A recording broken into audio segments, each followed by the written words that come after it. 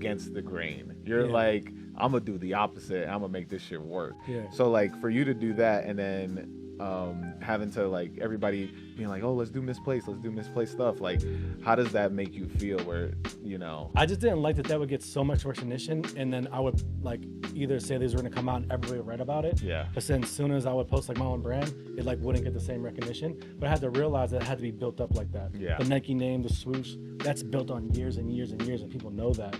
And again, that was the mind frame of being like business-wise, being like, I had to realize that, and I had to have that ego, being like, I have to, that's why I want to build now. I want to be that. So when they say independent now, I'm cool with you saying that, but I still compete with these brands. Yeah, I still release on their days. Yeah. I still sell out on their days. Yeah. So if someone had $100, $200 that day, and they were like, I want to buy John Geiger instead of Nike, I'm competing with those companies. And that's why I'm cool with the whole independent thing.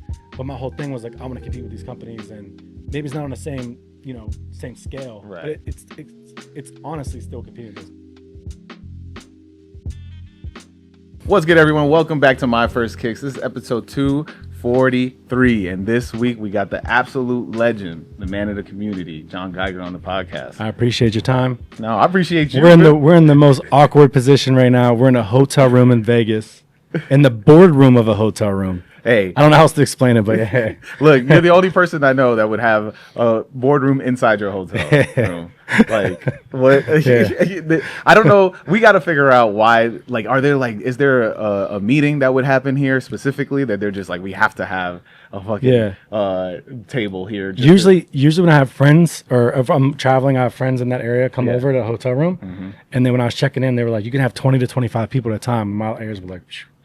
It was kind of like, let's have a party. Let's go, Everybody back. Everybody back. Everybody back to my room. Don't break anything. Don't break anything. But you're here to answer the question that I ask everybody each week, and that question is, what's your first kick? What's that first pair of sneakers you absolutely needed to have? I would have to say Air Force One. I think growing up in Pittsburgh, I grew up in Bloomfield, in East Liberty, a place called David's. At the time it was a bad area. Yeah. But I would ride a bike there, and I was always want Jordans, or I'd want the higher end shoes. At the time they were higher end. But we would do like Air Force Ones, or, I was very big on like changing colors for outfits and stuff. That's when I came into fashion, maybe like third, fourth grade. Yeah. Was when I really like was into it. But Air Force One was like my go-to. Was there like was it like Nelly? You heard Nelly? Probably, but I think more so just like that's when they started just doing all the different colors. I think when I was coming out of high school, they did that remix, the kicks, like Philly, that red, white, and blue one. And we went all the way to Philly to get it, and that's when I kind of like fell in love with that silhouette and that model. Is it low or high, mids? Which one? See, in Pittsburgh, we rocked mids, and everybody hates them. But guy. we have an amusement park in Pittsburgh called Kennywood. Okay. And every school in the summer, I don't know if you guys did this, but every school in the summer, we would have Kennywood Day, and you would get like a fit for that day. So we would always go to Philly. I remember being like the first one in Pittsburgh with Dub Zeros, and they came out, stuff like that. Oh man! But mids was my thing. Yeah. When they had like, I remember it was like a all white with orange outline stitching. I think that was like mids were my thing. Mids were my thing too. I had InStyle Shoes 1999 Tom on, Gotcha. And we talked about this. One of my favorite mids. It's I grew up. This came out in 2000s. It's a navy blue and gray mid. And I've been searching them for years until any edition, or was it? It was just a regular. It could have been an NYC edition. I think it was NYC. I think it was NYC. Yeah. And I remember going to Modell's by my house, getting them. I got them to the. When you wear Air Force Ones back in the day. I don't know if this happens now, but you wear them down to the point where you see the squares. Yeah. Yo, I wore them till the squares became flat again. Yeah. Like that's how bad I wore them, and I've been trying to find them again. But yeah, I'm a mids wear. We talked about it on there where the reason why everybody hated mids because of Clark Kent. Clark Kent said, if you wear mids, you ain't valid. And I was like, nah, man, I'm wearing mids. Like, I'm wearing mids. I don't give a shit. You're originally from New York, though. Yeah, I'm from New York. Gotcha. From Queens. Yeah, gotcha. And I have not spent a ton of time in Pennsylvania or Philly, but like I've been to Philly a couple times, but I've never stepped foot in Pittsburgh. Gotcha. So like, what is it like? Like, what is the scene like out there? Is there a sneaker scene? Is there like what is it like? To say that I came from Pittsburgh, Pennsylvania to where I am now is probably fucking mind-blowing, to be honest with you. There's no one of the arts. We have Mac, we have Wiz, we have athletes, but no one of the arts. And you look at like maybe Andy Warhol. There was no one that came out of there for like fashion or specifically for footwear that's been like, okay, this person's from Pittsburgh. So it's kind of like the fact I got this far from that city. You know, when you're coming from a bigger city, it's kind of a little bit of oomph. You got a little backing. Pittsburgh, there was none of that. You know? I went to school for criminal justice, so. Wow. Yeah. Oh, I didn't know that at all. I got a criminal justice degree. Really? Yeah. Like you went full all the way through. I mean, I don't have like a law degree, but I have criminal justice. Yeah, I was gonna be like a cop or something. Yeah. I mean, you was gonna.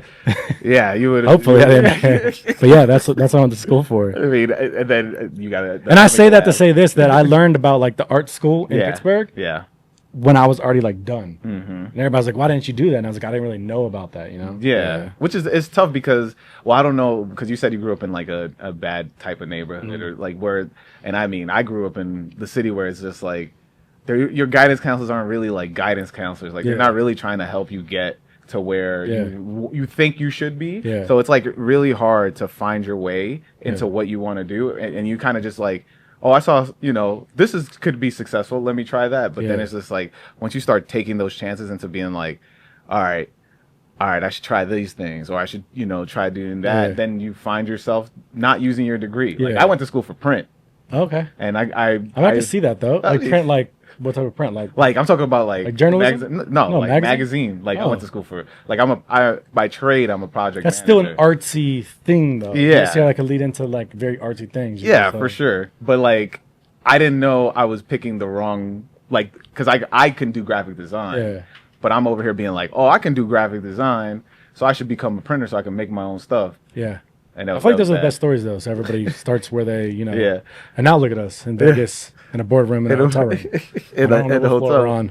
We got sushi getting delivered right now. That sushi was banging. Was that it? Sushi was banging. So like when you were like trying to figure out where you're trying to figure out if you want to go to criminal justice, like were you still collecting sneakers, or like when does sneaker culture find you? Because like you said, Pittsburgh is like, I wouldn't say culture desolate, but I would probably say that it wasn't necessarily sneakers. It was more so like fashion and art. So 2nd, 3rd grade, I was going to a Catholic school. At the time, I was really good at basketball, but I was going to a Catholic school, so I had like nuns. So they would always deem me as like an issue, or, I was I have a story that my mom says that I went to, at Christmas time, they would like, draw your family and make a card or something like that. I drew like me with Ninja Turtles wearing like Jordans. Yo, let's go. And they've said like my mom to this day is like, I look back and been like, we everybody scolded you for being like that, but holy shit, were you like artistic at the time? Yeah. And I think that's what it was. It wasn't necessarily like footwear. I think it was more so like arts, and then it led into fashion. I was really good at basketball, so I moved around a lot. I went to 5 schools before high school. Wow, okay. So those were all different areas. So I got to see different genres, different areas of Pittsburgh, how people dressed and stuff like that. And that's kind of what brought me into like footwear. And then playing basketball, I would always like write on the shoes, customize them. So I think that's what really started like footwear, was when I started like changing every shoe. I would get a brand new shoe and I would change it. And my whole thing was I just wanted to be different from everybody else. Yeah. Yeah. So, because I'm big on that too, like being different or like showing your individuality. Yeah. Like, where'd you learn that? Is that something from your family? I think these two things. Yeah. I think that one, my family, but 2, it was basketball and art. Basketball was like Dennis Rodman, Iverson, Penny. Penny was a big, funny that we're cool now, but like Penny at that time was like my, Just casually drop that? He's one of the first people to buy misplaced checks. Really? Yeah, we still talk to this day. I have signed pennies at my house. It's like actually pairs. Crazy. That's what we did in exchange. Yeah. Anyways, off topic, but like that was my like view of, I was playing basketball, but my way out of school or any family issues at that time was like fashion. So it was because of basketball or music. Yeah. My dad put me on the music videos, and I remember, I remember like Snoop Dogg on the front of the handlebars. He was wearing a Pittsburgh Penguins jersey. So then I wasn't like wearing teams at the time. Then I started getting the teams because of that. Yeah. Did that help with your like city pride? Because when you're Steelers were running it for a hot minute. So it's crazy now because if I'm since I just had like a New Era collab with like Lids and MLB, I wore other teams because if I was in those cities.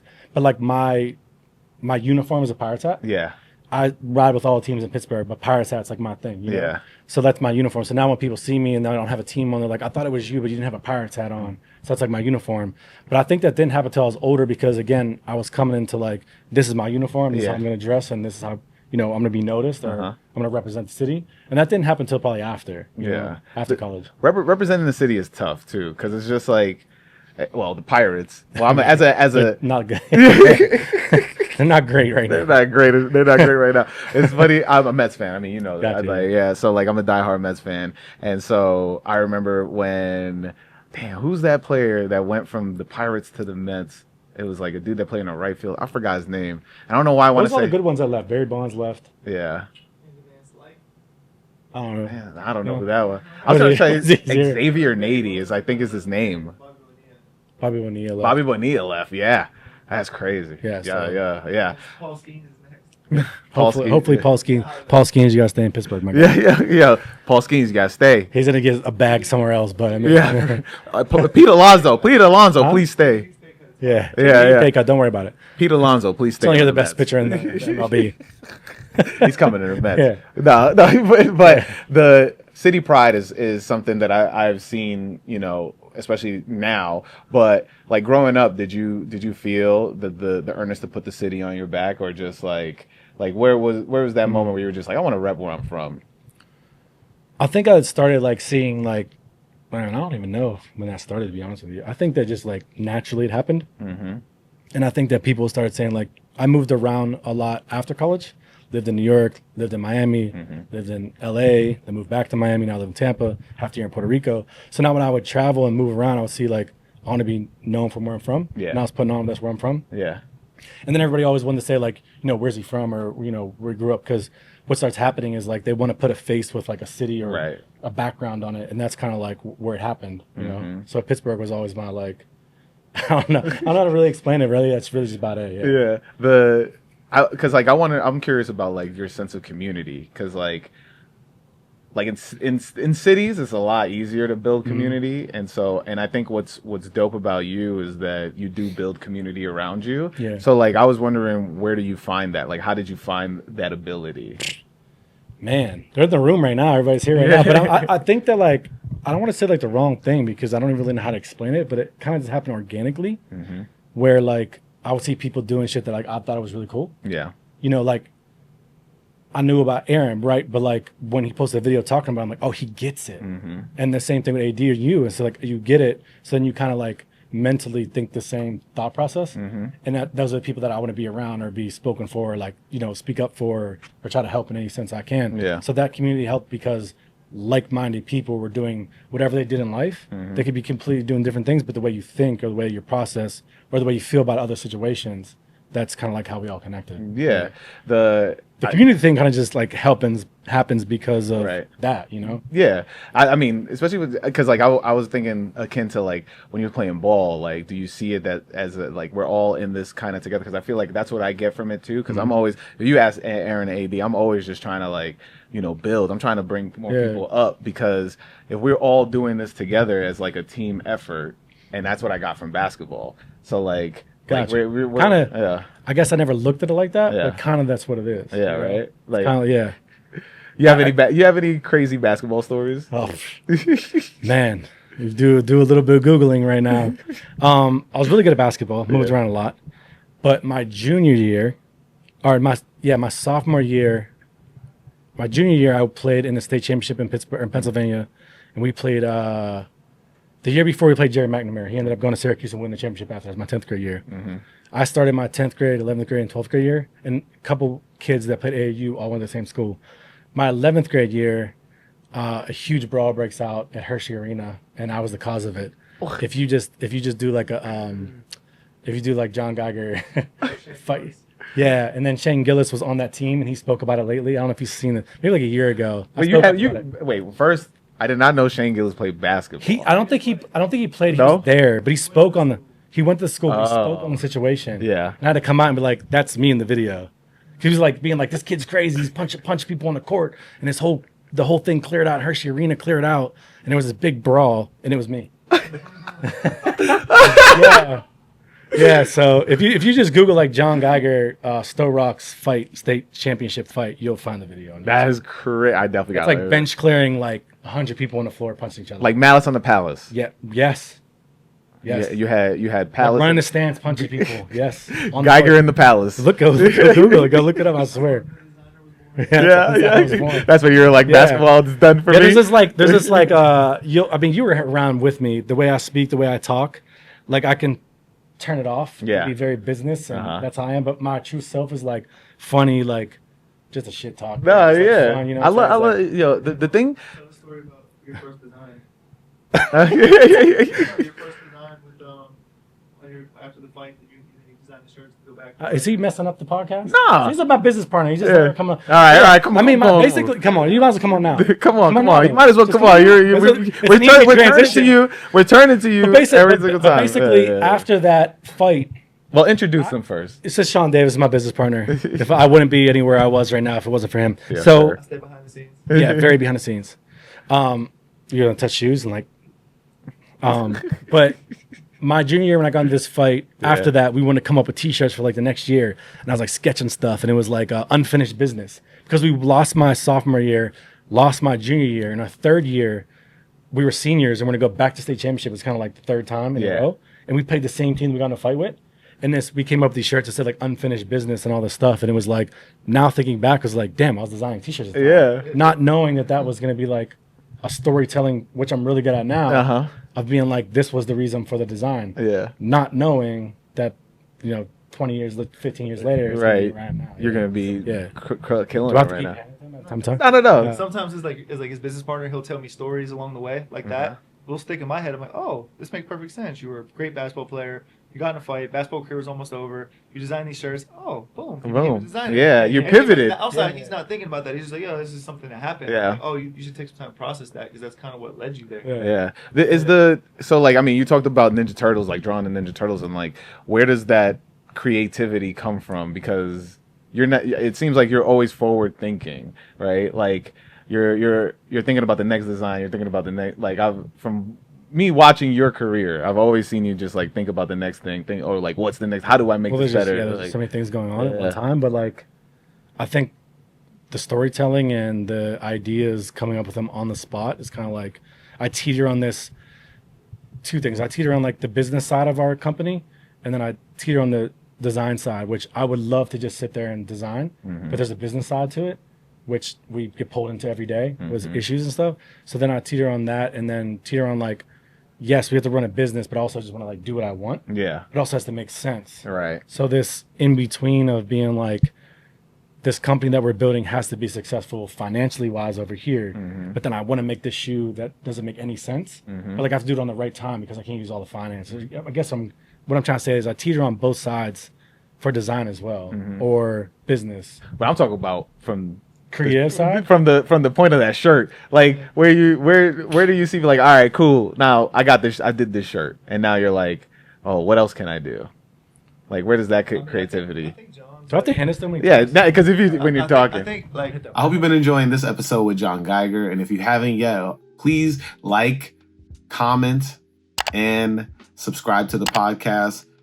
And if you want to go the extra mile, if you're listening to this on Apple or Spotify or wherever you get your podcast, please leave a 5-star review and leave a review. I will read it at the end of an episode.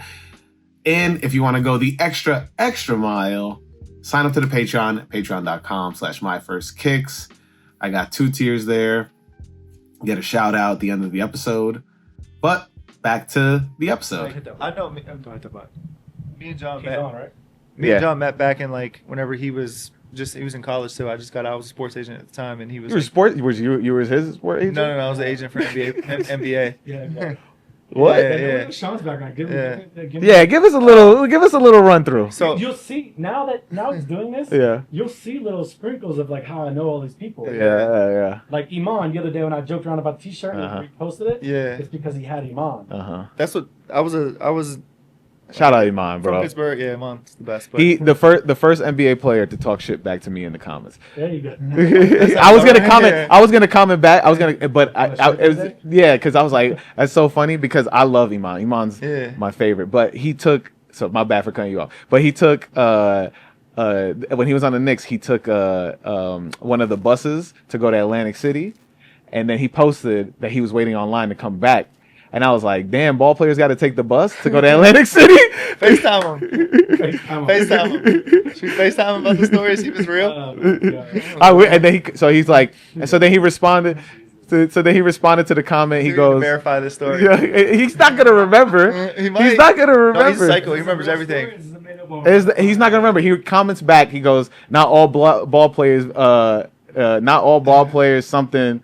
And he called me Shorty. He was like, it sounds like him. Yeah. FaceTime him. He's like, yeah. He was like, not all ball players. Yeah, FaceTime, not call.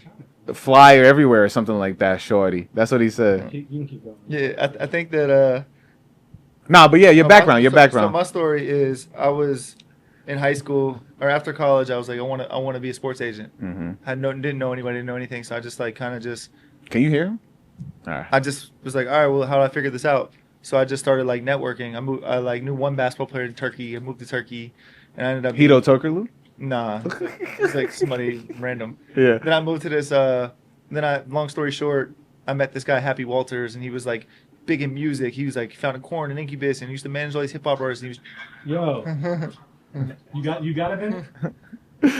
I'm not putting you on the spot right now, but hear me out. I'm doing a podcast right now in Vegas. I'm in a room doing a podcast. All right.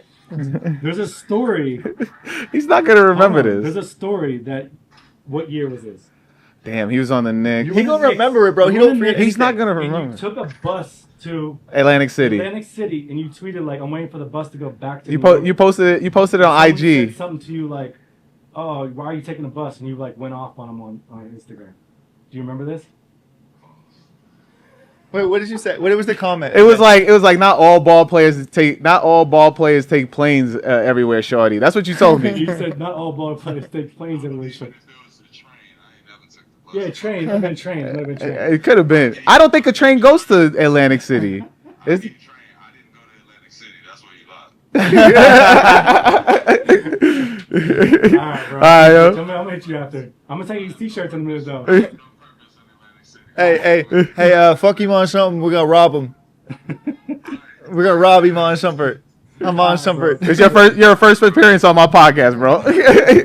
I appreciate you. I'll hit you a little bit. So anyway, I was So train makes more sense. I don't think a train goes to Atlantic City I though. think it does. Is there? He would end up in some weird situations. Anything's possible. I was his agent his entire career. Yeah. Literally, he signed with our company, with our agency, but with a rap song. Oh yeah. In a rap song that he was signing with us. Yeah. And then so from the time he was Bring it up. so the time he was drafted till now, till the rest of his career, he was my client. So anyway, yeah, so I was a sports agent, and John I had known from Pittsburgh, and I was like, I went to a music listening party, and John was there, and he had like a couple girls with him. I was like, oh, this kid's he's cool. I heard about him in Pittsburgh because people knew about I'm a him. fiance now. Yeah. But people knew about him in Pittsburgh, so I was like, oh, yeah, he's cool, you know. And then like he was like working in sports a little bit with his friend, and I was like, hey, like Durrell Rivas, I was like, hey, like I'm a sports agent already, like we'll be friends, let me just help you along the way, give you some advice. He was like, cool, so we just became cool.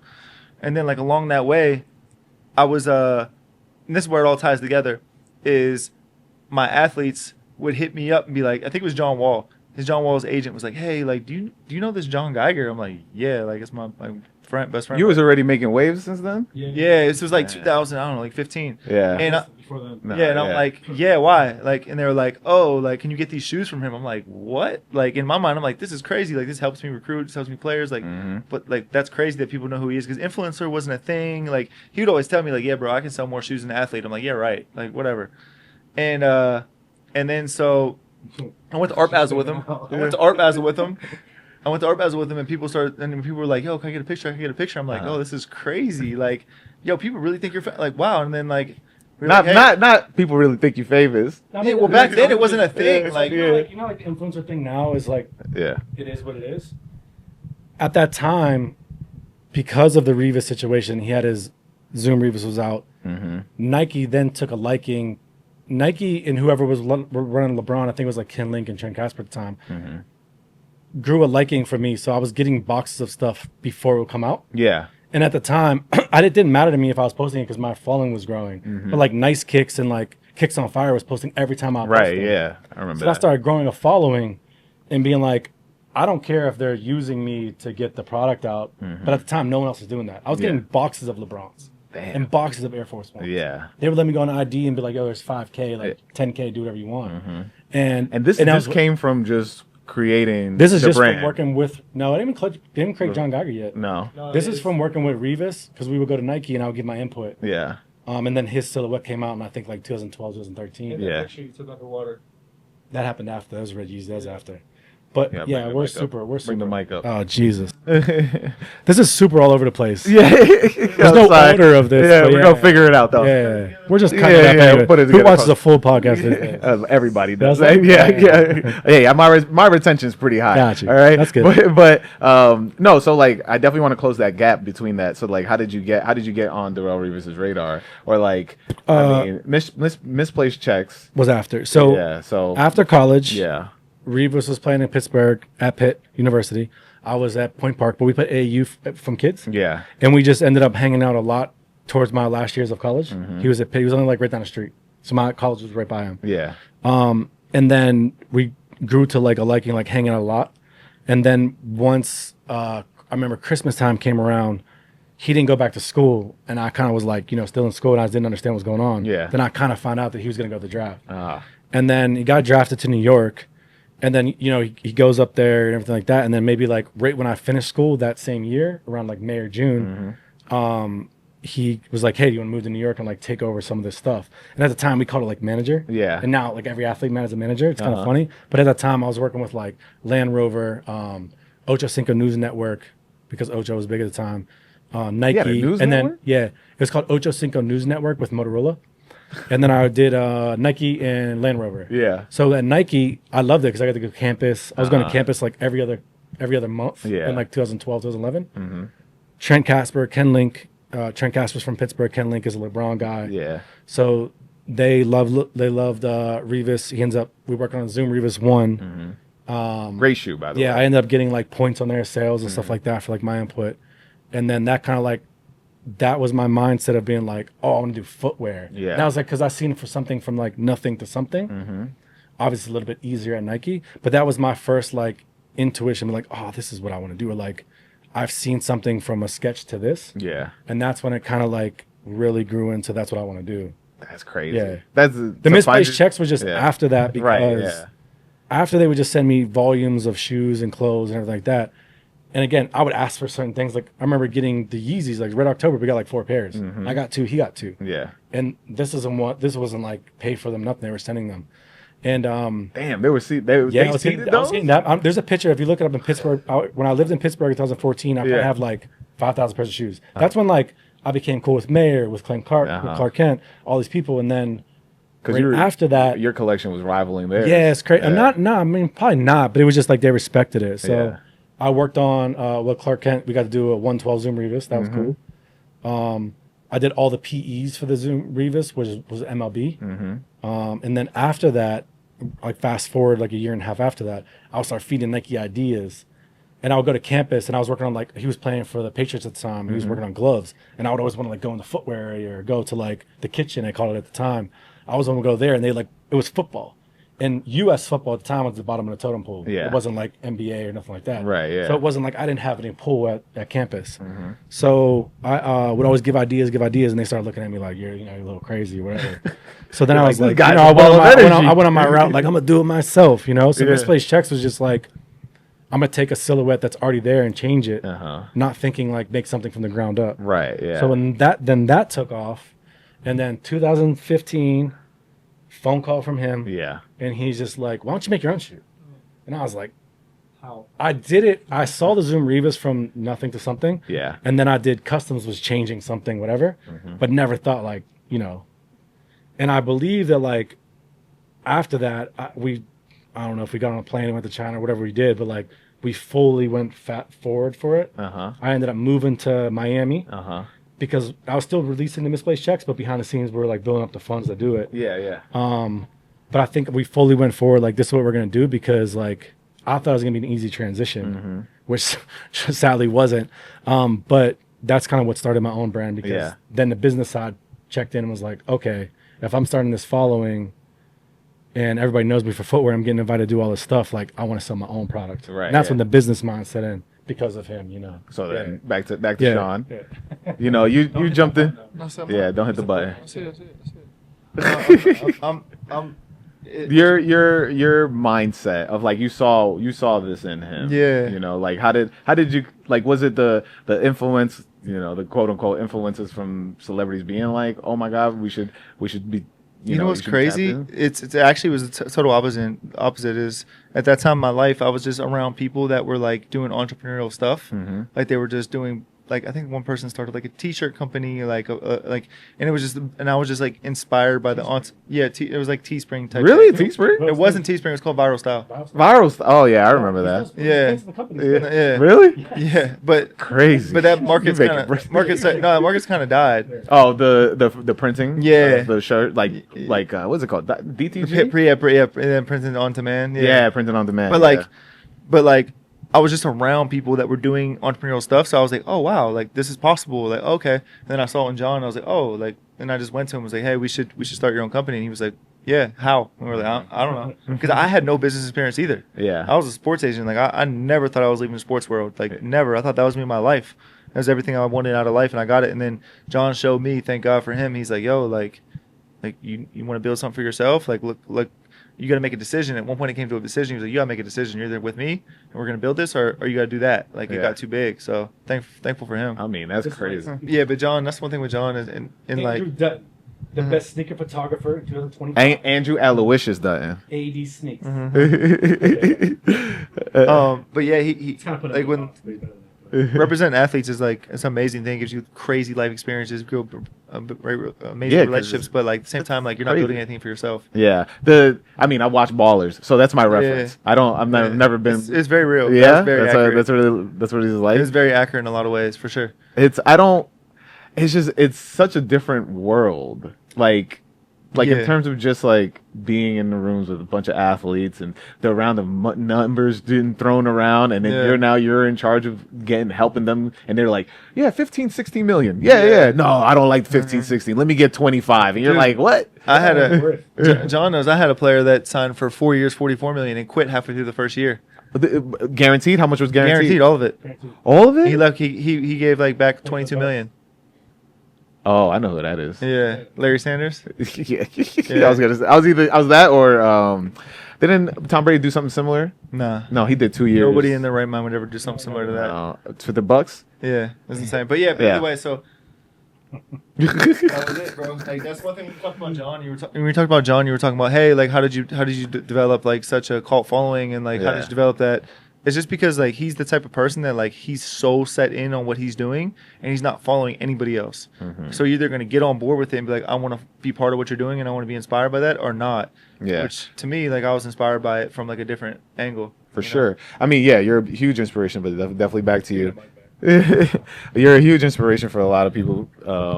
And so that first 001, like let's I'm talk gonna tell you a about- really good story I've never Yeah. told anybody. Yeah. So you know what's okay. So as I get older, I realize that my failures have not been told. So everybody looks at it as like, oh, it's just this rise. Yeah. 001. I thought there was going to be this easy transition from misplaced checks to that, right? There was a 1.5 year transition because I didn't want to post like other shoes. Right. And I posted this shoe getting made. But I didn't understand business at the time, and I wanted the shoe to be made in the USA, which is made in LA. And I wanted this like premium material suede. And I wanted outsole with an air bladder. I wanted it rolled seams, no stitching. And it was $136 per pair to make. Wow. To make one pair. One pair. One pair. You'd have to and sell it was that for- almost 4 hours long. And if you go to Hypebeast right now and Yeah. type in John Geiger 001, we had this whole process where we showed the process, and no one gave a fuck. No one cared. At the time, it was kind of like Ronnie showed some behind the scenes the other day of a shoe getting made, overseas in Italy. And it was like, bro, I love this. This is what I love. Yeah. And it was like, yo, that's so dope. But when it came to like at that time when I was doing it, just no one gave a fuck. Yeah. Like, so then we're about to roll this out, and I'm gonna do it in LA on what's like the main street now? Sunset. Sunset Boulevard. Yeah, That Sunset market. Boulevard. Yeah. And bro, I'm not lying to you. This is not a fucking lie. One person came. One person? One person lined up Oh yeah. to come for the release. Yeah, It was a. Oh, we sold great 7 online. pairs. No, we sold 7 pairs. We there. sold 7 pairs on that day. Yeah. We had a party at night where all the celebrities came and everything, but no one actually bought anything. Yeah. And we had this Airbnb that had like, remember it opened, it was crazy view. Uh-huh. And I remember sitting there being like, maybe this is gonna work. Like, yo, I just like spit, but like the finances was like, this is horrible. Yeah. And we had all these pairs, and I remember the store being like, what do you want to do with them? I'm like, we're gonna drop them online tomorrow. We sold enough to like pay for production, like cover everything, but it was horrible. Yeah. And again, it was one of the things where I had to catch on, had to story tell, had to roll them out other colorways. But what do you think? What do you think that silhouette, that model, like did well? Was when like, I mean, I got a Forgiato. I was the first one to collab with Forgiato at the time. That did well. And then the CEO of Sprint at the time, Marcelo, he was the CEO of Sprint. We were making these like yellow ones that were like Python. He's like, I want to buy them all for the team, and I want Sprint on the tongue. Yeah. And I'm like, can we like call it a collab? And this is like 2016, Uh-huh. 2017. And that's when like, I was like, okay, this can work. But it was still like slow. And then another good story was I didn't want to release Misplaced checks anymore, but we needed the money. Right. So we came up with that. I wasn't going to do it with Dom anymore. I was going to just come up with someone else that was going to like make them for me, and I was going to pay them. And I went to like a place in Philadelphia at the time, and I was like, yo, I have this idea, blah, blah, blah. And they're like, oh, if you could sell enough. And then we just like ran up real quick of like a couple 100,000 or something like that. And we put it right back in the brand. But like, I didn't want to do it. Yeah. So I still had to do things to keep the brand going. Did you feel compromised doing that? Or Yeah. like, you're just Yeah. like, yeah, you hated That's it? why things now is like, I wouldn't post anything if it wasn't like going on with my brand. Right, I mean, unless it's like, I wear my friend's clothing or something like that. I wear my friend's shoes, I might post them and push them and I'll help everybody. But I'm not like being like, this is my thing and I want to do this if it's not in it. But yeah, at the time, the 001 didn't really take off the way it was. And then, you have your last estimate? I was gonna go back The to takeoff moment? Yeah, no, not even that. I was gonna go back to because you talked about misplaced checks and like, you know, before we jumped on, we were talking about being in a box and like that's why I asked that. Like, you felt compromised. So it's just like that idea of like, because you are so against the grain. You're like, I'm gonna do the opposite. I'm gonna make this shit work. Yeah. So like for you to do that and then having to like everybody being like, oh, let's do misplaced stuff. Like, how does that make you feel? Where, you know, I just didn't like that would get so much recognition, and then I would like either say these were going to come out and everybody would write about it. Yeah. But then as soon as I would post like my own brand, it like wouldn't get the same recognition. But I had to realize that it had to be built up like that. Yeah. The Nike name, the swoosh, that's built on years and years and years, and people know that. And again, that was the mind frame of being like business wise, being like I had to realize that, and I had to have that ego, being like I have to. That's why I want to build now. I want to be that. So when they say independent now, I'm cool with you saying that, but I still compete with these brands. Yeah, I still release on their days. Yeah. I still sell out on their days. Yeah. So if someone had $100, $200 that day, and they were like, I'm gonna buy John Geiger instead of Nike, I'm competing with those companies, and that's why I'm cool with the whole independent thing. But my whole thing was like, I want to compete with these companies, and maybe it's not on the same, same scale, Right. but it's honestly still competing with those I companies. mean, the biggest difference is that you are a face and a name that is competing against. and there's these not brands. like there's a whole design team. Right, for it. yeah. They're like, oh, yeah, we just gotta, come to the Michael Jordan building, Yeah. and then you got like 80 people in there, making a shoe. Versus like you being, well, I think it's just like that's why it's hard for people to see you as not an independent person because you are the face and name. But when something goes wrong, they're like, I can point the finger at you. It's crazy. Yeah. So I think people can't really. I'm not gonna sit Got here a and be story like, about it? Anytime somebody like goes, Pass the mic. I mean, watch that button. that's what people don't realize. He's legit psycho with the business side of things too. Like legit, like about product, and then the thing he's the most crazy about is customer service. Like if someone emails to this day. if someone DMs him, bro, if someone DMs him and says anything like, oh, I got the wrong shoe, the wrong size, he's sending it to our operations and saying, yo, right away, yo, what's up with this? Do it. Like it's insane. Like his customer service is I'm insane. gonna send someone free shoes, Yeah. then them say something's wrong with them. Yeah. So I'm like, yo, if there's something wrong with them, keep them ones. Give them your friend. I'm gonna send you another one because if it's 5 days and we didn't answer an email again, just give them. I'm Yeah. gonna keep you. I don't know what it is. I just don't like that whole like customer service Yeah. because if you ever bought something that had issues with customer service, or like you were on someone's picture and they never like look at it. Yeah. Bro, I'm doing it. I'm not lying to you, bro. It could be 4 in the ask Tiff, 4 in the morning. I'll do it. I'll go to the office and make sure that I send it. I swear to God. What?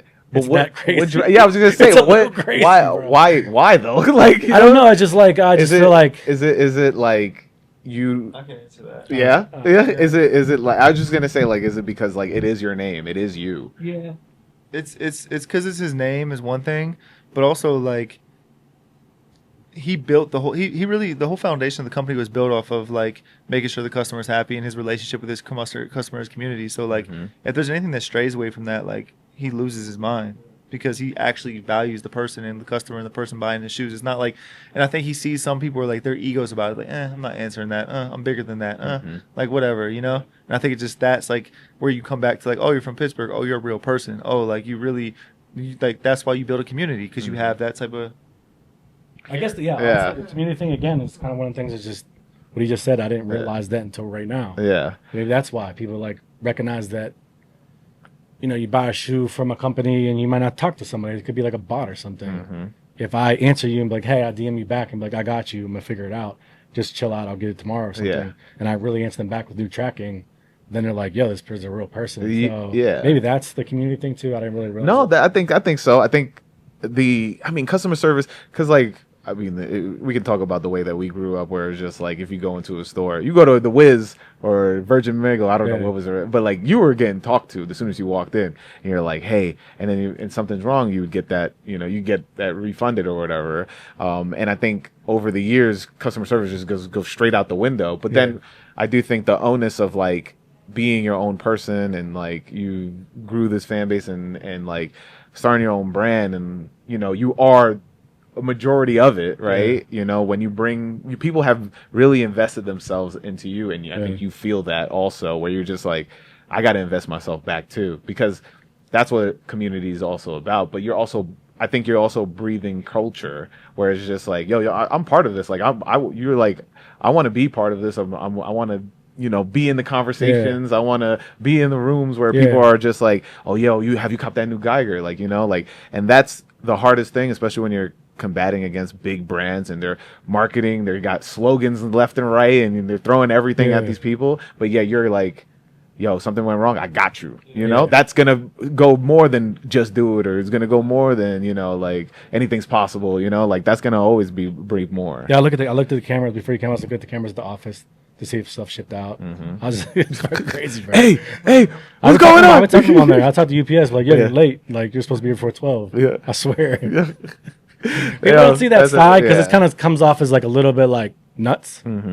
But like Tiff, we can say it's like, yo, you're acting a little crazy, and people don't get to see that side. But I mean, I think you have to have a little bit of that in you. I think because if not, it's kind of like you're gonna get walked all over. Yeah, for sure. I think, and after all these interviews and talking to people that are successful, and some people deem me successful, I realize you do have to be a special kind of crazy in order to be successful. Yeah. My favorite thing I've noticed about athletes and successful people is to be like a ultra successful person, you have to have something personality dysfunction that makes you like a little bit off in certain ways, but makes you great in other ways. Yeah. Like this is like you're not gonna just be like, oh, he's a really nice guy. There's nothing wrong with him. Like, no, he might be a little bit crazy. He might have this. Like, he might have crazy OCD. Like, like there's something that's off about him that makes him great, but it also makes him a nightmare in person. So, when did it take off? Let's say. So 001. How crazy were you during that time? 001. We want to move on from the silhouette, right? But we have all these like outsoles. And I moved to LA. I moved to LA because the factory we were using was right down the street. Yeah. And I would go there like every day and like lay sleeping there, right? Being out back all night. Oh yeah. I mean, at the time, me and Matt got really close. It's funny because I tell you this. Me and Matt got really close at the time moving to LA, which sadly was with him the night he passed away. Yeah, rest in peace. But the work ethic really changed in LA because the warehouse was so close. And I would go there like at like 2 a.m. and I had a key and stuff. But we were going to use these other outsoles. And then one day the owner comes in. He has all this box of outsoles. And he's like, there's this new thing on the market where they're called open mold outsoles where like every brand can use them. Am I holding you up? No. My bad. I thought he was texting me to be like, "Yo, you rolling it up. 2 hours." My bad. We can cut it off a little bit. No. But anyways, We're good. I go in the warehouse or whatever like that, and they have the open mold soles, and I'm like, yo, the 002 was like kind of like, I'm gonna say this because that's at the time it was like compared to, it was like the high Balenciaga like water sneaker, like it's like tight around your foot kind of type thing. And we put it on a new outsole, and I'm like, holy shit. And I was like, we can get this outsole, and he was like, we can order them right now. And the next week, they come in, we do the full size run, and that day, Tiana and Iman were together at the time. Yeah. Tiana hit me, was like, oh, I need those. Wale was like, I'm in LA, can you bring them right now? And I'm like, What's going on? it just changed. It just changed everything, right? And then I go to China with one of his players, Spencer Dinwiddie. And Shout out Spencer Dinwiddie. yeah, so I saw other He did outfits his over time in there. Brooklyn. Yeah. So I go over there and I'm like, we're about to change everything. Because Yeah. I'm like now getting the keys to like changing it and doing it faster. Mm-hmm. And that verse 002 took off, and that's when like the tunnel fits, and me living in LA, like OBJ would send an Uber to my house, and Yeah. I would send him like 3 shoes. I don't know if you've ever seen the videos of him like smelling the shoes on live. He signed to Nike when he went to Cleveland, Yeah. and he wore the 002s onto the field. It's also Yes. crazy who bridged that gap between you and OBJ is Ben Dodon. Oh yeah, which Ben Dodon is huge right now. Yeah. But Ben's the one that like put me in contact with some of the people in LA. Uh-huh. It's crazy stories, bro. I don't even know how to begin. But yeah, the 002 took off like cool. Everybody was on the Lakers was getting the shoes. Yeah. And then it just really took off celebrity wise, which it's funny now, 2025, celebrities don't like, if I don't really see celebrities that much because it doesn't really sell anything. Right. No disrespect, but like it just doesn't. Yeah. But at that time, it was moving. Like we were selling 1,000, I would release 1,000 pairs of shoes and it would sell in like a minute. Wow. This was like 2018, 2019. You had no idea what we were doing. Just flying by the seat of your pants. Yeah. Just like let it being go. like, yo, like a couple releases, do a couple 100,000 like in a minute and be like, okay, we're putting it right back in, do the next colorway. Yeah. And this kept getting better and better and better. And I was like, holy shit. And that's when we like started other models, the 003, and then I started working on the GF1 at the time, stuff like that. So I guess the 002 was the takeoff moment, like financially, that everything changed. So, I mean, I don't know. I think like, I don't know, 004 though. Would you say? Probably the best model, but also too, that's like the comeback, like, You call it a comeback? although me and Nike are like on good terms now, Yeah. that took me to a place like getting sued and going through that process. Yeah. And it wasn't even Nike's fault. It was like something that we probably could have figured out early on. Mm-hmm. But I was, again, being like, I want to fight. But the day that it happened, I was moving from Miami to Tampa. We're jumping years ahead right Yeah. now. And he called me and was like, yo, it's coming out tonight. And I'm like, let's hire the Yeezy lawyers. Let's do all this stuff. Yeah. And it was like marketing. But looking back on it, that day, he was like, let's just go on the phone with them and figure it out. Yeah. And guess what happened years later? Got on the phone and figured it out. Yeah. The same conversation that could happen on day one happened on 2 years later Yeah. with me gaining weight, us not doing well in sales. Yeah. And then they put me on this category of like look-alike shoes. Yeah. And there's nothing wrong with all the brands that were doing at the time, but it put me in this category where like the 002 was thrown out the window. Everything I did before that was thrown out the window. Yeah. And it was like the 004 was finally being like, Right. now people don't even know about the lawsuit. People don't even know about Revis. People don't even know about certain things. Yeah. It's kind of like This is their is starting where point. Yeah, it's like this is the starting point. Yeah. And again, my ego before would not let that happen. I'm like, look what I did. Look what I did there. I did this before, and it's like I'm cool with that. You know what I'm saying? I mean, that's maturity though. Yeah. Like, you know, you got to live some stuff before you can get to the point where you can be like, all right, man. But the 4 was like You know? the 4. I mean, overall, it kind of like I can break down that shoe to you, and it's from a designer standpoint. I'm sick of looking at the shoe. Yeah. It's because I want to be on to the next. That's thing. why you put the But that's shroud really on it, or fucking the- good though. Yeah. It's something different. Yeah. That's a whole other story. But like that shoe overall was so much was put into that to the point where I'd be like, it's not good. I'll go to China. I'll come back. I'd be like, it's not good. It's not good enough. And then they started doing the layering of that KPU. Yeah. They're like, we've never made 4 colors on top of mesh, and it's fused on. There's no stitching. Mm-hmm. And it was like, they're like, we never did this before. And I was like, I want to do that. And that was the first time. Then when the silhouette came out, no one was saying it looks like that. It looks like this. It's our own molds. We put a bunch of money into it. And it was like, that was the first time I was like, thank you. People get it. Yeah. And it was like, okay. Then when the awards came out, I was like, Uh-huh. I was on like different lists and all this stuff. And it's kind of like, that's when my marketing can come out. And that's when like the brand really got solidified to where it is now. Yeah. Probably 004, yeah. I mean, I think that, but you got on a space when you were seeding out the to community. Yeah, for sure. On Twitter. Again, And like doing that just by finding people that I really rocked with. yeah, exactly. Finding good photographers too. Mm-hmm. Yeah. So I mean, I think that was just like, I think the seating thing is not really something that's like, like people think so deep into it. Yeah. It's kind of like, one, if people bought mad pairs and then they were also still pushing, I would like send one here and there. Mm-hmm. And that became like a thing. People were like, yo, like, thank you. And it was like, you're a real person. Like, I DM them like, hey, I want to send you a pair. Mm-hmm. And then I would do that to other friends or something like that, I would see things what they were saying or talking about. And it wasn't necessarily about my brand. It wasn't like ego being like, talk about my brand, I'm sending you shoes. It was kind of like, I seen what they were saying and the whole community like overall. Yeah. And I would pick the people. And I told them one day, I'm like, yo, Twitter right now is better than anything that we have going on. Mm-hmm. And I still believe it to this day. Mm-hmm. I can post on social media and I can get whatever, but Twitter is still the best to this day. I think For community wise. well, yeah, I think that look, there's some people that don't agree with that. I think it's just a mixture. I think a lot of the conversations in Twitter can be it's all good. It's not my phone. I think a lot of the conversations in Twitter can be relayed into real life conversations versus like, I think my biggest hang up with IG is just like, it's all highlights. Yeah. People are only posting highlights. But when you were like, yo, I kind of want to have this, I have this question in mind. Yeah. You can go to Twitter and actually have like a real conversation behind it, Yeah.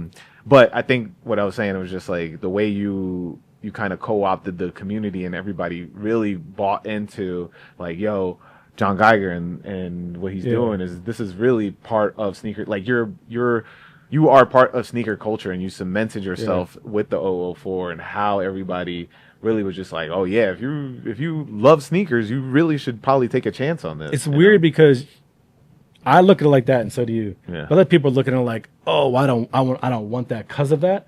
But I look at it like this: imagine you go on Twitter one day and you saw a brand like Nike was about to start, and you're like, oh, I want to rock that. You've never seen it before. You don't know what Jordan 1 is or nothing, and you got it, and you're like, I like this brand. You start talking about it, and then it ends up being what it does. Could you imagine saying I was the first one on that brand?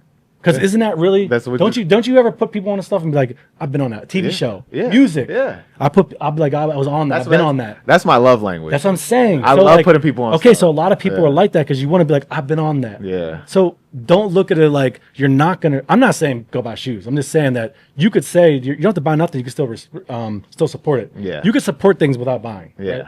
But you could go back and be like, yo, I was rocking with that shit when it first started. Yeah. That was, you know what I'm saying? I put you on That's that. that individuality shit, bro. I don't know. I don't know if that's like. I don't know if a lot of the people now want to be like that, anymore, which bums me out. But because it's just like, all right, look, obviously, with my podcast, I'm kind of the first one to be like, yo, I want to hear people's stories from this point on. And it's one of the best ones. I mean, appreciate it. But that's what I'm saying. It becomes hard because I'm so different from what everybody else is. Like, oh, you hear sneaker podcasts and be like, oh, so they just talk about sneakers all day, right? And I'm like, no. And I have to like explain. And people are just being like, oh, that shit's fire. I'm like, nobody's gonna do that besides yourself. And I feel like, I feel like, you gotta champion your shit. Yeah. What I'm trying to say is, if I go on a timeline and I see you're talking to someone, I'll usually listen to it. Yeah. I'm not just saying it. I appreciate that. But if I go on air and I scroll past and I see his face and he's about to say something, Yeah. it's always like either something super deep or like meaningful. Yeah. I'll fucking watch it. Yeah. If he posts shoes, I usually look at it. Yeah. Because it's good. Yeah. But if it's like this person just rambling, it's like, it's like, you know what I'm saying? It's the same shit. It's like, like we see collabs now collabing to death. And it's like, okay, another one. It's good. But another one. Another one. Yeah. So like for me, it's just like, you could still support everything and like it, but eventually it's kind of like, all right, I'm gonna listen to these people. I'm gonna hear this person out. I'm gonna listen to what they're saying because I like their views on things. For sure. Yeah. So I say that because you took a huge swing with the 005. Yeah. So like, this is you go. What? You gonna do? Oh, okay. So with the 005, like wanting to do it, a runner, like, well. Why take the swing? I think the 005 was basically from my weight journey up and down. I gain weight usually when I travel a lot, or I lose weight when not eating healthy because I'm just trying to work and stuff like that. But the 005 was kind of like a runner, and I didn't want to say like running them because you can. But my whole thing is my whole thing is like walking. So every day I'm like using like 10,000 steps. Yeah. And that's where my weight is at now. But overall, it was kind of like I want to make something that was running. But this is the first silhouette where we put like, again, I'm not trying, when I say numbers, it's not like me trying to like stunt. It's just like, that's really what it takes. Yeah. But this one is around like 80, 85K in molds and everything like Uh-huh. that before even selling a shoe. Yeah, that's crazy. And this one we like took a really big risk on because the 004 is already selling well. The GF1's been doing really good too. Yeah, because of the, exactly. like, the new colorways and stuff. We have other models coming out, and I've been just really just now that everything's flowing. When I have an idea, you know, I start working and getting a whole new silhouette or a new Yeah. model. Because I remember when you first started teasing them, yeah, you were like, It just- I like that you are teasing it too. Yeah, it was kind of like it wasn't done yet. Yeah. And also too is when I tease things, then I can get the feedback and like be like, oh, they're kind of right, you know. So also too is when I tease something at first, there's not layering to it. You know, like the 005 wasn't 3D printed yet, but I knew it was going to be. Yeah. All the branding wasn't going to be where it was at and stuff like. And it's super light, obviously. Like, but yeah, I don't Oh know. yeah, the shoe is mad It's, light. again, it's a business side where you have to like. It's a business side. I'm That's still what- enamored by the 3D on that. So this whole like it just changes colors, but Yeah. I'm not gonna run you through the whole shoe, but whatever. Nah, yeah. But like overall, Just want the thought process I just- behind it. I just look at like as a business side. the- And put the mic up. there's a business side and there's a design side, right? Yeah. Designer, I want to design something that everybody's gonna like, but then on the business side is like I can't keep designing the same thing. Yeah. So like I want to do a basketball shoe next. Oh, Like, you might not play basketball, so you might I not be do. like that, right? But I'm in. But my whole point I'll is wear like, at tester. some point there has to be other avenues within a company. For sure. It can't be the same thing. Yeah. And I'll see people be like, oh, that's not it. Like 004s, I want them. That's what I want you to do. Yeah. I'm not mad at you. Yeah. That's 'Cause like you're you not saying gonna stop- you like a Jordan 1 but don't like a Jordan 2. Yeah. Totally fine. Yeah. That's what it's there for, you know? So I think for the silhouettes that are coming out and what's coming, it's not for everybody, but I want to hit different genres. Yeah. We talked about the 004 with the cover over it. Yeah. Again, this is a true story, I swear. Uh-huh. I did this when I was in China, and I was like, yo, I want to do something with 004 and change it. We put this cover on it. And it's still getting changed to this day. It's getting a little bit better. But like, there's no laces on it or anything like that. Oh, no? And that's still the most viral picture I've ever posted, ever. Yeah. It got like, I think like 8 million impressions on the brand have And it's like, I don't have any that had that many on one picture. That's crazy. And that was the picture. Yeah. And I was like, yo, of all the things I've done, that's done it. So that shows that like someone likes that somewhere that doesn't even know who I was. And the impressions were like people that don't follow you, right? Yeah. So that it just blew my mind because I'm like, that's exactly what I was trying to say. Yeah. The skate one, people might not like it, some people do, you know, but that's the whole point of growing the company and stuff like that. That's the business side again. Yeah. But then the design side is like, I want to make things that like everybody likes and stuff like that. But I mean, you're taking chances and taking big swings, and I love it. I Yeah. think like a lot of people just be like, I'm gonna just keep pumping the stuff that's making me money, and then just drill it down. and that's to also death, like you know? the growth of the brand too, because Yeah. if I was just doing the same thing, you know, yeah. AD's trying to get out of here right now. He keeps trying. Yeah. So So hopefully that was good though. no, it was great. But I got my last question. And Yeah. I asked everybody. So I want you to visualize younger you, as you were about to open that. You got your Air Force Ones. You just got them, young you. Now your current you, behind your younger self. What would you tell your younger self as he opens that box? I don't know, misplaced checks, man. The real deal. The real deal. Never know, could happen. Yeah, that Just might happen. Just might happen. Um, Just like look you at just us. whispered Look it. at us. Just could happen. Just could happen. That's what I tell myself. Yeah. Let everybody know where to find you. John Geiger. I don't even know what's Instagram. John Geiger underscore. Yeah. John Geiger. AD underscore sneaks. Yeah. AA Ron. AA Ron. Yeah, just John Geiger. Yeah. Yeah, cop Yeah. the 05s when they come out. You know me, who is also on social medias. Follow the podcast, My First Kicks Pod. Hit up the Patreon, patreon.com/My First Kicks. Appreciate AD and Aaron for helping me out with this episode. We're in the boardroom. Yeah, we're in the boardroom. you got to show the room after they put it. We do a little What the B-roll. hell? Yeah. Why is this here? But appreciate everybody. Thank you for letting me interview you. appreciate you. And I've done a podcast a long time either, so I appreciate you. Appreciate you. Yep. We're gonna rage tonight. Hell yeah. I hope you enjoyed that episode with John Geiger. You know, I had so much fun out in ComplexCon. I mean, you can still hear it in my voice, actually. But, you know, I really want to say I appreciate every single person that came up to me and spoke to me and told me that I'm doing my thing with the podcast. It's been a crazy week. It's been a crazy couple of weeks. It's actually been a crazy year if I think about it in total. And I'm extremely grateful.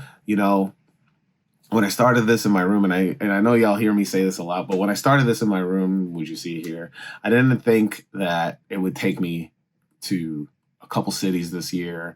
It would take me, to be noticed at ComplexCon. But I definitely want to talk about like just kind of the self-reflection I had when I was out there.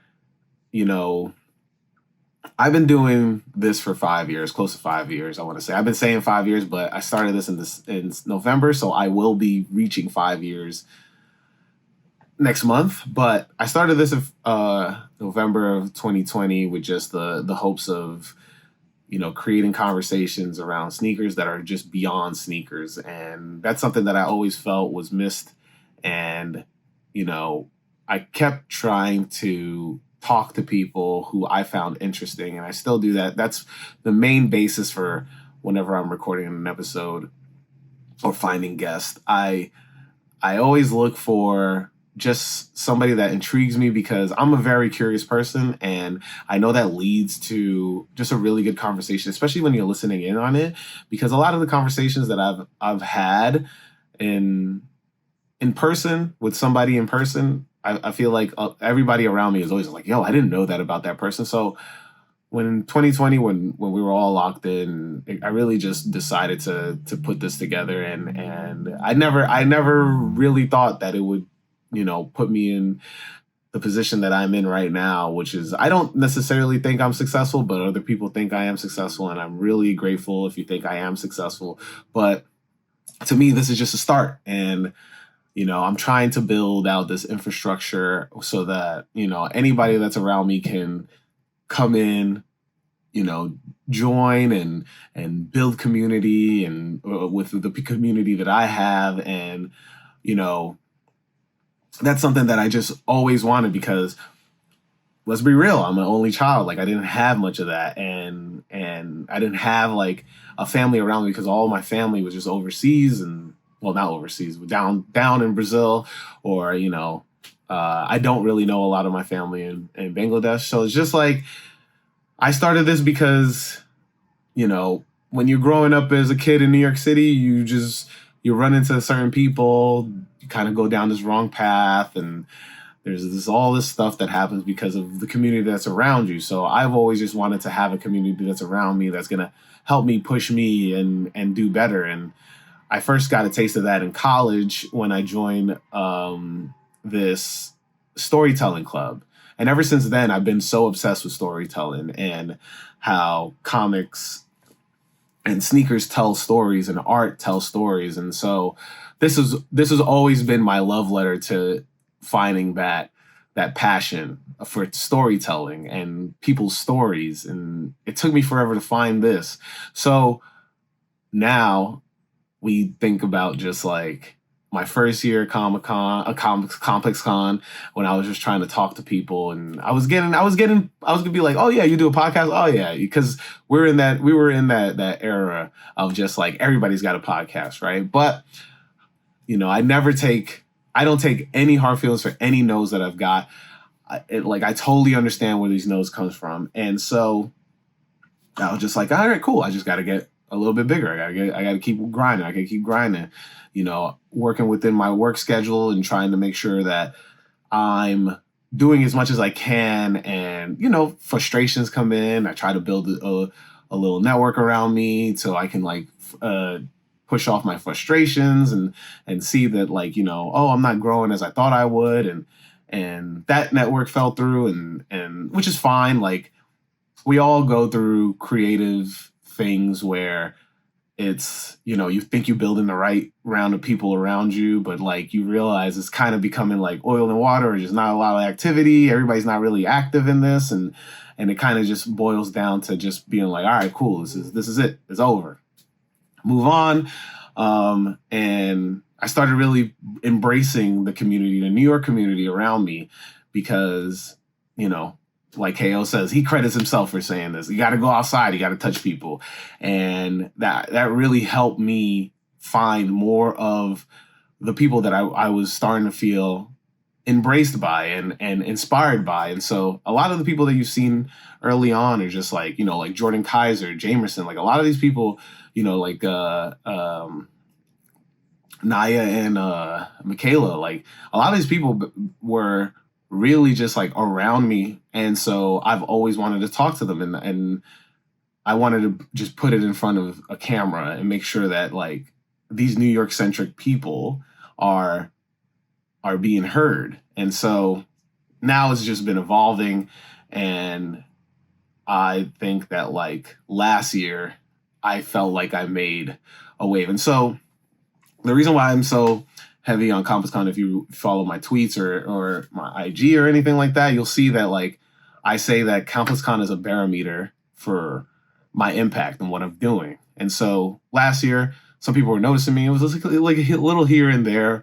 I had this little tap thing, and every time I tapped, it was like, oh, and I mean, if you look at my avatar, you'll see me holding it. But like, if you tap it, people are like, oh, I've heard of this, and they didn't put a face to the name of My First Kicks. And so this year, the strides I saw when I was walking the floor with AD and Aaron was insane. It like from Joe LaPuma being like, yo, when I'm gonna get on, to John, embracing me, Brian Nadav saying what's up, like Westside Gunn stopping his conversation just to talk to me. Like, I remember just wanting to be part of this, and now I feel like I am. And it's just when I reflect on this, it's crazy. It's crazy. I literally, when there was a tweet I sent out on Sunday morning, and I was just kind of reflecting on just how far I've come from the first time I even recorded an episode. And I felt overwhelmed. I felt overwhelmed because I did not know like people cared about me like this. And so I appreciate everyone for tapping in. And it's crazy that I was able to, like, last week I interviewed the cool kids. Like, these are people I grew up idolizing. Like it's crazy. And like now we're cool. And John Geiger. Now this is an episode with John Geiger. Like, it's insane. And the people that have been hitting me up and the people that I've met at ComplexCon that said they were down and gave me their number, like, y'all in for a treat next year, the end of this year, y'all in for a treat. I will try to make sure I'm keeping this as exciting, cool, immersive. So make sure y'all get, some merch.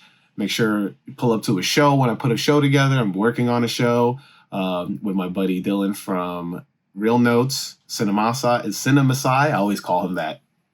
But I'm working on a live show for that. That should be coming soon. Got a hat coming soon. Hats coming soon.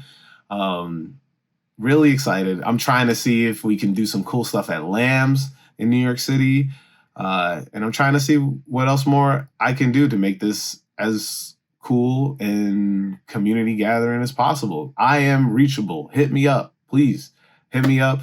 Tell me your My First Kick story. I want to hear everybody's My First Kick story, whether it be you can send me a video, you can send me an audio file, you can send me, just write it out like J Fire Friday. Shout out J Fire Fridays. I will read this on an episode soon.